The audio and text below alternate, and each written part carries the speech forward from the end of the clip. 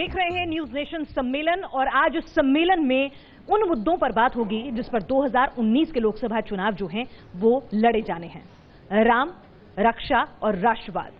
अपने पहले सेशन में हम राम की बात करेंगे क्योंकि ऐसा लग रहा है कि देश हित, देशभक्ति, देश की रक्षा और राष्ट्रवाद के बीच में एक बार फिर सरकार और पार्टियां राम मंदिर के मुद्दे को कहीं भूल सा गई हैं। बजरंगबली ने कहा था, राम काज कीन्ही बिन मोहि कहां विश्राम।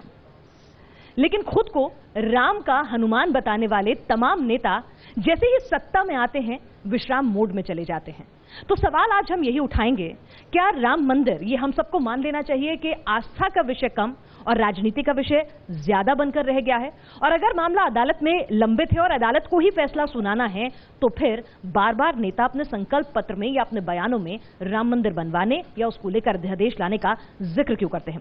इस पर चर्चा करने के लिए हमारे साथ एक वरिष्ठ पैनल यहां पर मौजूद है। डॉक्टर रामविलास वेदांती जी हमारे साथ मौजूद हैं, राम जन्मभूमि न्यास के वरिष्ठ सदस्य हैं, सांसद रह चुके हैं, बीजेपी से जुड़े हुए हैं।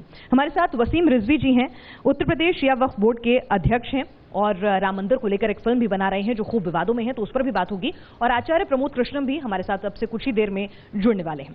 लेकिन पहला सवाल, वेदांती जी, राष्ट्रवाद के बीच में, देश की सुरक्षा के बीच में राम को भूल गए हैं। देखिए, जो चुनाव की बात आपने किया है, ये चुनाव राम और राष्ट्रवाद पर नहीं हो रहा है। ये चुनाव राष्ट्रवाद बनाम आतंकवाद पर हो रहा है। देश की जनता राष्ट्रवाद को चुनना चाहती है कि देश की जनता आतंकवाद को चुनना चाहती है?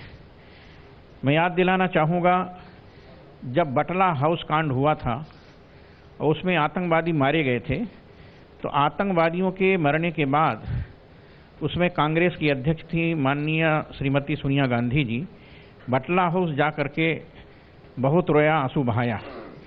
लेकिन मुझे बड़ा आश्चर्य हुआ जब पुलवामा कांड हुआ और हमारे देश के 50 सैनिक मारे गए, तब सोनिया गांधी ना वहाँ गई न उनके घर पर गई। इसलिए मुझे ऐसा लगता है कि चुनाव राष्ट्रवाद बनाम आतंकवाद पर है। तो राम कहाँ है? सब राम हैं, राम तो कण-कण में है और राम तो रोम रोम में। चुनावी घोषणा पत्रों में राम मंदिर भी भारत के नहीं, संपूर्ण विश्व के हिंदुओं के रोम रोम में विराजमान है।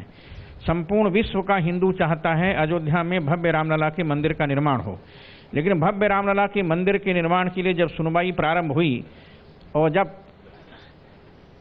मुख्य न्यायाधीश दीपक मिश्रा जी थे, तब कपिल सिब्बल जी ने एक दरखास्त लिखा था कि 2019 के चुनाव तक इस मुद्दे की सुनवाई को रोक दिया जाए। मुझे बड़ा आश्चर्य हो रहा है, जो मुद्दा 70 वर्षों तक कांग्रेस ने खींच करके अब तक लाया, 70 वर्षों तक देश के हिंदू और मुसलमानों को आपस में लड़ाने का काम किया, जनसंघर्ष किया और आपस में लोगों को लड़ाकर जातिवाद, भेदभाव, छुआछूत, ऊंच नीच के नाम पर और राम मंदिर के नाम पर और मस्जिद के नाम पर जो लड़ाने का काम किया था, उस काम को नरेंद्र मोदी ने रोकने का काम किया। नहीं, नरेंद्र मोदी सरकार ने क्या किया? नरेंद्र मोदी आपको मैं कुछ तथ्य बताना चाहती हूँ। राम मंदिर मुद्दे पर नरेंद्र मोदी जी की सरकार के मंत्री, आरएसएस के तमाम नेता जो हैं वो बोलना शुरू करते हैं। अक्टूबर नवंबर में प्रयागराज कुंभ तक खूब बयान आते हैं लगातार कि अध्यादेश बनवा दीजिए, मंदिर तो कण-कण में है, मंदिर बनकर रहेगा, हम कटिबद्ध हैं।